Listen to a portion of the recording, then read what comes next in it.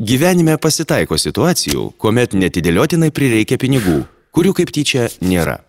Spaudoje, televizijoje, internete daugybė pasiūlymų imti greituosius kreditus. Ar greitieji kreditai tikrai geriausias pasirinkimas? Juk yra lizingas, kredito kortelės, bankų vartojimo kreditai ir kiti. Žinoma, pasirinkti nėra taip paprasta, kaip atrodo.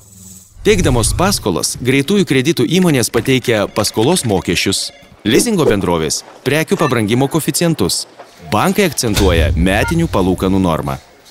Skirtingos įmonės, skirtingos pasiūlymų skolinti sąlygos.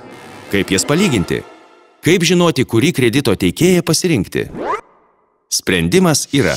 Tai metinė kredito grąžinimo norma arba MKGN.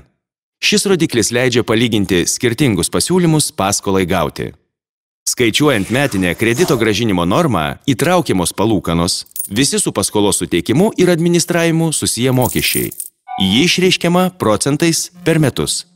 Žinodami MKGN, jūs galite palyginti paskolos suteikimo sąlygas ir lengvai nuspręsti, iš ko skolintis.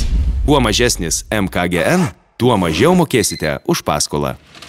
Šiuo metu Lietuvoje MKGN dydis skirtingose finansų įstaigose svyruoja nuo maždaug 20 iki daugiau nei 8000%.